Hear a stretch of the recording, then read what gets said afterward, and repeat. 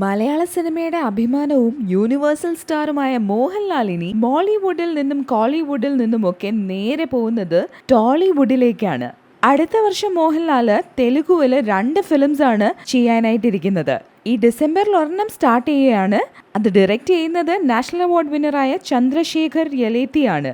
മോഹൻലാലിനോടൊപ്പം lead female റോളിൽ എത്തുന്നത് ഗൗതമി ആയിരിക്കും. കേട്ടതനുസരിച്ച് ഈ ഫിലിം ഒരു ബൈലിംഗ്വൽ ഫിലിം ആയിരിക്കും. തെലുഗുവിലും മലയാളത്തിലും ഈ ഫിലിം ഒരുമിച്ച് ഇറങ്ങുന്നതായിരിക്കും. ഇത് പ്രൊഡ്യൂസ് ചെയ്യുന്നത് സായി കൊറപ്പട്ടിയാണ്. ഇദ്ദേഹമാണ് SS രാജമൗലി ഡയറക്റ്റ് ചെയ്ത ഈച്ചയുടെ പ്രൊഡ്യൂസർ.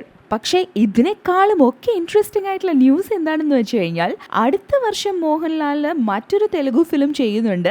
ആ ഫിലിമിൽ മോഹൻലാലിനോടൊപ്പം ജൂനിയർ NTR ടീമും ഉണ്ടാകും എന്നാണ് അറിയാൻ കഴിഞ്ഞത്. ആ ഫിലിം ഡയറക്റ്റ് ചെയ്യാനിരിക്കുന്നത് കൊരത്തല ശിവയാണ്. തെലുഗുവിൽ ഒരുപാട് ബ്ലോക്ക് ബസ്റ്റേഴ്സ് ചെയ്തിട്ടുള്ള ആളാണ് കൊരത്തല ശിവ.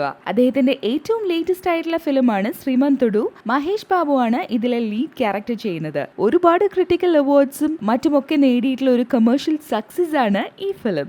റിപ്പോർട്ട്സ് അനുസരിച്ച് ജൂനിയർ NTRും മോഹൻലാലും ചേർന്ന് അഭിനയിക്കുന്ന ഈ ഫിലിം ഒരു ആക്ഷൻ ത്രില്ലർ ആവാനാണ് സാധ്യത. അതും 70 കോടി രൂപ ബഡ്ജറ്റിൽ ചെയ്യുന്നൊരു ഫിലിം. ഈ ഫിലിമിൽ ഒരു പവർഫുൾ ക്യാരക്ടർ ആയിരിക്കും മോഹൻലാൽ ചെയ്യുന്നത്.